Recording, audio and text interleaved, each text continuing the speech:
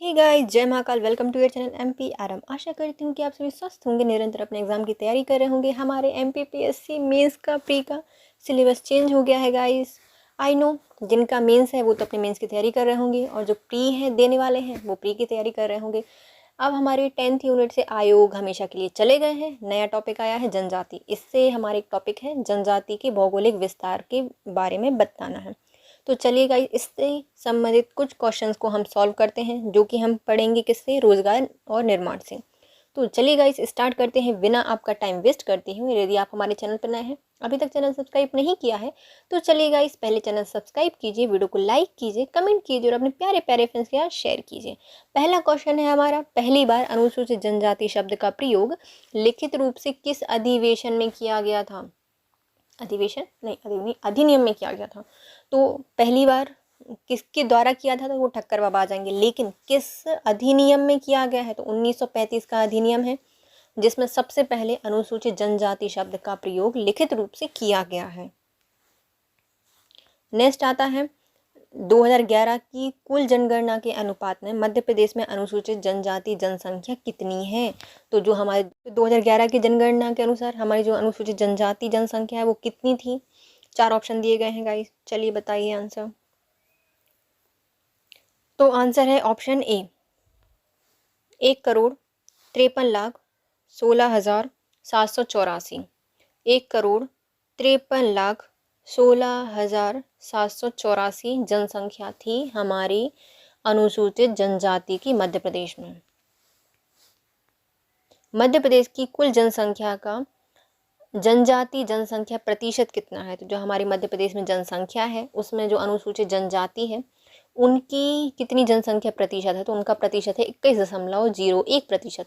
21.01% पाई जाती है अनुसूचित जनजाति हमारे मध्य प्रदेश में।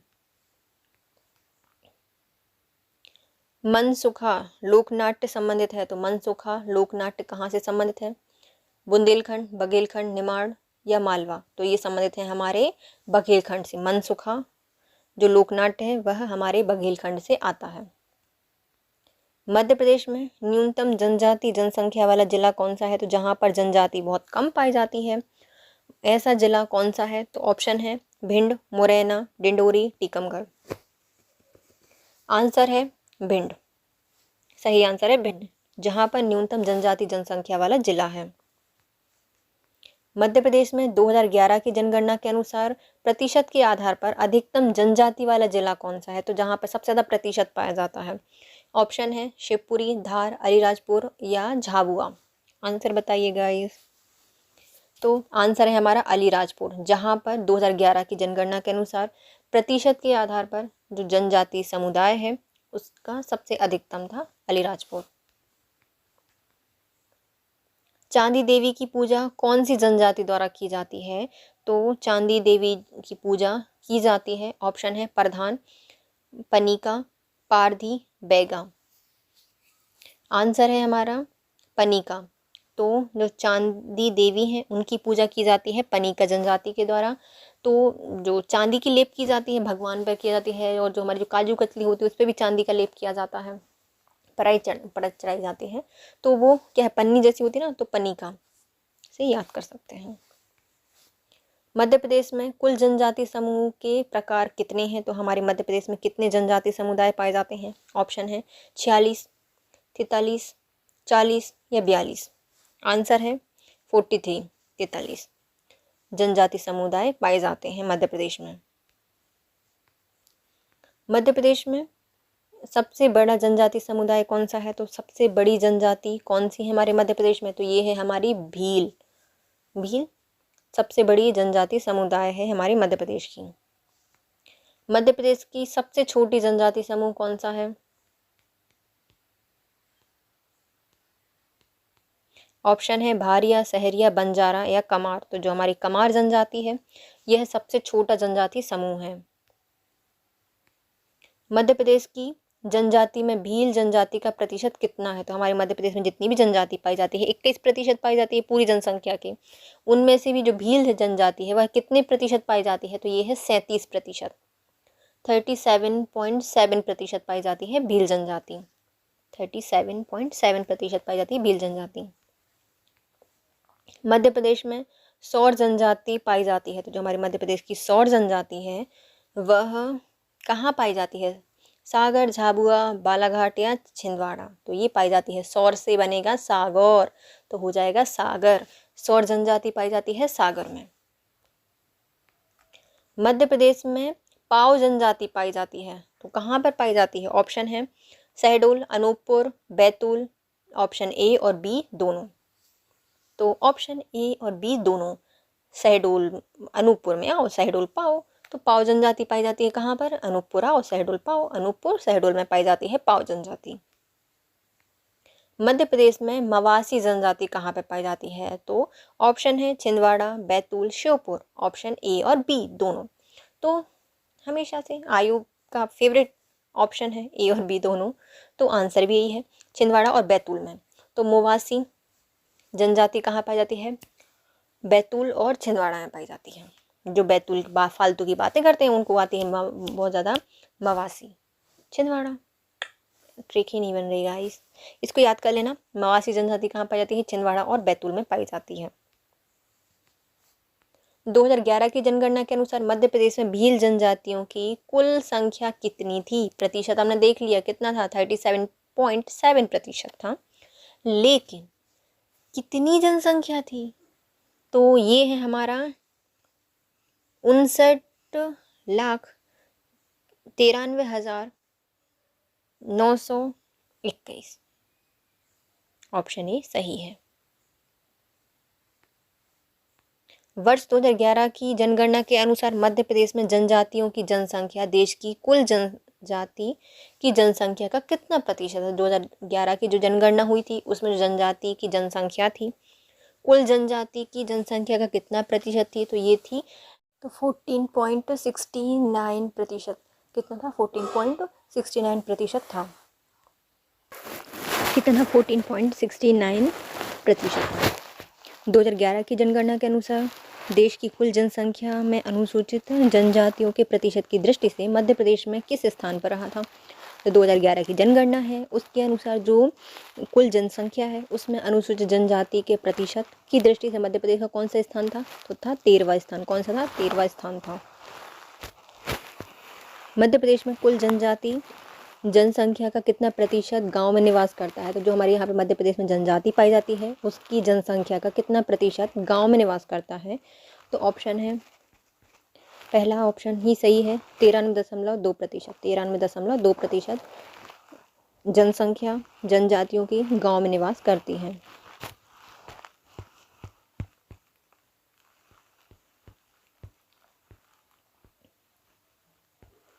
मध्य प्रदेश में 2011 की जनगणना के अनुसार जनजातियों का लिंग अनुपात कितना है? तो 2011 की जनगणना के अनुसार मध्य प्रदेश में जो जनजाति है उनका लिंग अनुपात है 984। कितना है? 984 लिंग अनुपात है जनजातियों का। मुस्लिम वर्ग या मुस्लिम धर्म अपनाने वाली भील जनजाति को क्या कहा जाता है? जो मुस्लिम धर्म है उसको अपनाने वाली भील को कहा जाता है ताड़वी भील। क्या कहा जाता है? ताड़वी भील कहा जाता है। मध्य प्रदेश में मांझी जनजाति कहाँ पे पाई जाती है? तो मांझी पाई जाती है हमारे, ऑप्शन है ग्वालियर, जबलपुर, कटनी। तो आंसर सही है ग्वालियर। तो मांझी जनजाति कहाँ पाई जाती है? ग्वालियर में पाई जाती है। भीलों के देवता माने जाते हैं, जो भील होते हैं वो किस देवता को मानते हैं? तो भील हमेशा खुद को राजा समझते हैं, तो राजा पंथा इनके देवता हैं। तो भीलों के देवता क्या हैं? राजा पंथा या राजपंथा। भीलों के निवास स्थल को क्या कहा जाता है? जहाँ पर भील निवास करते हैं उस स्थान को कहा जाता है फाल्या। क्या कहा जाता है? फाल्या कहा जाता है। और उनके घर को कहा जाता है कू। इनके निवास स्थल को कहा जाता है फाल्या। भीलों के प्रणय पर्व को क्या कहा जाता है? तो जो भीलों का प्रणय पर्व होता है उसको कहा जाता है, ऑप्शन है भगोरिया, गोल गधेड़ो, ए और बी दोनों, उपयुक्त में से कोई नहीं। तो इसमें ए और बी दोनों नहीं आएगा, बल्कि क्या आएगा? भगोरिया। भीलों का जो प्रणय पर्व होता है उसे भगोरिया कहा जाता है और ये होली के समय आयोजित कराया जाता है। गौड़ जनजाति की मुख्य भाषा कौन सी होती है? जो गौड़ जनजाति है वो कौन सी भाषा बोलती है? तो ऑप्शन है गोंडी, ढोरली, ए और बी दोनों, उपयुक्त में से कोई नहीं। तो गोंडी और ढोरली दोनों बोलते हैं। ढोल बजा बजा के गौड़ बात करते हैं, तो गौड़ी ढोरली।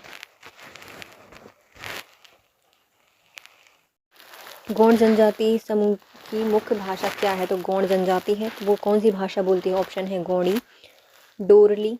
ए और बी दोनों उपयुक्त में से कोई नहीं। तो गौड़ जनजाति द्वारा डोरली और गौड़ी दोनों भाषाएं बोली जाती हैं। तो गौड़ जनजाति है तो गौड़ी तो बोलेगी और साथ में बोलती है डोरली। गौड़ जनजाति के प्रमुख देवता कौन से हैं? तो जो हमारे भील थे उनके तो राजापंथा थे, और जो हमारे गौड़ जनजाति है इनके प्रमुख देवता हैं दूलादेव। क्या हैं गौड़ जनजाति के प्रमुख देवता? दूलादेव।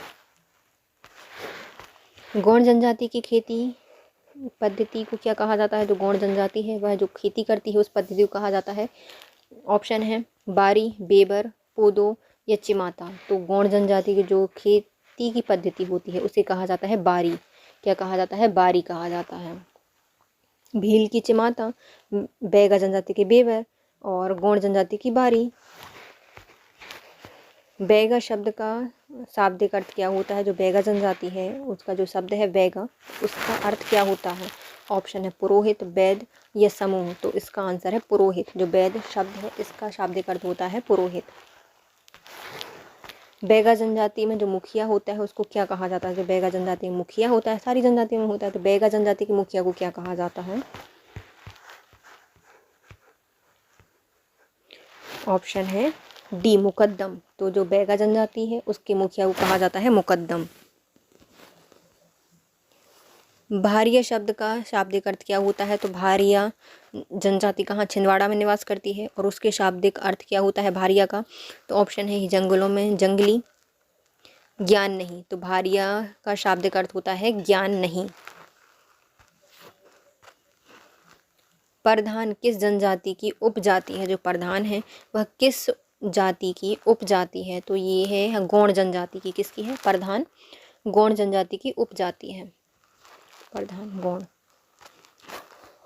बुनकर जनजाति किसे कहा जाता है? तो जो बुनकर है बुनाई वगैरह करते हैं तो ये किस जनजाति को कहा जाता है? तो पन्निका, पन्नी को बुनते रहते हैं तो बुनकर जनजाति कहा जाता है पन्निका को। और चांदी देवी की पूजा करते हैं पन्निका। किस जनजाति समूह की स्त्रियां टोना टोटका करने में दक्ष होती हैं? तो ऐसी कौन सी जनजाति की स्त्रियां होती हैं जो कि टोना टोटका करती हैं? ऑप्शन है खैरवार। हर कोई इनसे खैर मनाता है। खैरवार जनजाति की जो स्त्रियां होती हैं वह टोना करने में माहिर होती हैं। अगरिया जनजाति के प्रमुख देवता कौन हैं? तो अगरिया आग का काम करते हैं, लोहे का काम करते हैं, तो इनके जो देवता होते हैं वो हैं लोहासुर, जो कि आग में निवास करते हैं। तो अगरिया जनजाति के प्रमुख देवता का नाम है लोहासुर। मध्य प्रदेश में आदिम जाति कल्याण विभाग की स्थापना कब हुई थी? तो मध्य प्रदेश में आदिम जाति कल्याण विभाग की स्थापना की गई है, और इसकी स्थापना की गई थी 1964 में। 1964 में इसकी स्थापना की गई थी। आदिम जाति कल्याण विभाग की स्थापना 1964 में की गई थी। आदिम जाति कल्याण विभाग का नया नाम क्या है? तो जो आदिम जाति कल्याण विभाग है इसकी स्थापना 1964 में की गई थी, और इसका नया नाम कर दिया गया है जनजाति कार्य विभाग, जो कि जनजातियों का कार्य करेगी। जनजाति कार्य विभाग कर दिया है आदिम जाति कल्याण विभाग का नया नाम। अनुसूचित जनजाति अत्याचार निवारण अधिनियम कब पारित किया था? तो अनुसूचित जनजाति अत्याचार निवारण अधिनियम कब पारित किया गया? तो 1989 में पारित किया गया था। अनुसूचित जनजाति अत्याचार निवारण अधिनियम 1989 में पारित किया गया था। अबुझ माड़िया जनजाति मध्य प्रदेश के किस जिले में निवास करती है? जो अबुझ माड़िया जनजाति है वह मध्य प्रदेश के किस जिले में निवास करती है? तो ऑप्शन है हमारा छिंदवाड़ा। तो जहाँ पर भाई जनजाति निवास करती है वहीं पर अबुझ माड़िया जनजाति है वो भी निवास करती है। कहाँ पे? छिंदवाड़ा में।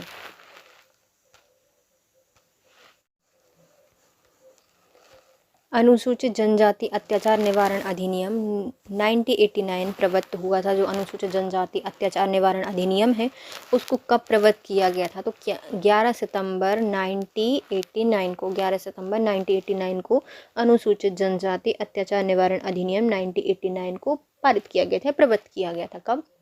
11 सितंबर 1989। भारिया जाति किस ज़िले में पाई जाती है? तो भारिया जनजाति, अबुझमाड़ जनजाति दोनों ही पाई जाती हैं कहाँ पे? छिंदवाड़ा में। भारिया जनजाति, अबुझमाड़ जनजाति कहाँ पाई जाती है? छिंदवाड़ा में पाई जाती हैं। निम्नलिखित में से कौन सी अलीराजपुर की प्रमुख जनजाति है? तो अलीराजपुर में पाई जाती है हमारी भिलाला, भील के लाला भिलाला अलीराजपुर में पाई जाती है कौन सी जनजाति? भिलाला जनजाति। भारत का कौन सा सबसे बड़ा जनजाति जनसंख्या वाला राज्य है? तो ऐसा कौन सा राज्य है जहाँ पे सबसे ज़्यादा जनसंख्या पाई जाती है अनुसूचित जनजाति की? ये होगा हमारा one and only Madhya Pradesh. क्या है? मध्य प्रदेश। भगोरिया पर्व मुख्य रूप से कहाँ पर आयोजित किया जाता है? तो भगोरिया भील जनजाति के द्वारा किया जाता है। क्या है? ये प्रणय पर्व है। कहाँ पर किया जाता है? तो हमारा जो पश्चिमी निमाड़ है, अलीराजपुर, झाबुआ वगैरह जो रीजन है वहाँ पे किया जाता है। तो कहाँ पे? पश्चिमी निमाड़ में किया जाता है भगोरिया उत्सव। अब आता है लारू काज पर्व किस जनजाति के द्वारा मनाया जाता है? तो जो लारू काज पर्व है इसको मनाया जाता है गोंड जनजाति के द्वारा। किसके द्वारा मनाया जाता है? गोंड जनजाति के द्वारा मनाया जाता है। लारू काज पर्व मनाया जाता है गोंड जनजाति के द्वारा।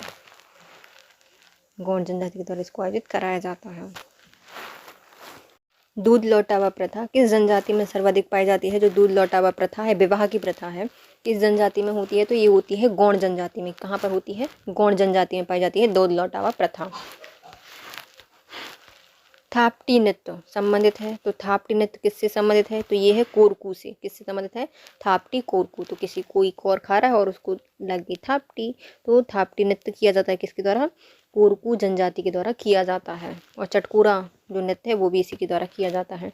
थापटी कोरकू जनजाति के द्वारा किया जाता है। परधौनी नृत्य किस जनजाति द्वारा किया जाता है? जो परधौनी नृत्य है वो किया जाता है बैगा के द्वारा। किसके द्वारा किया जाता है? बैगा के द्वारा किया जाता है परधौनी नृत्य। बैगा जनजाति करती है परधौनी नृत्य। इसके साथ हमारा वीडियो होता है complete guys. If you like my video please share, subscribe and comment. Thank you so much guys, have a nice day.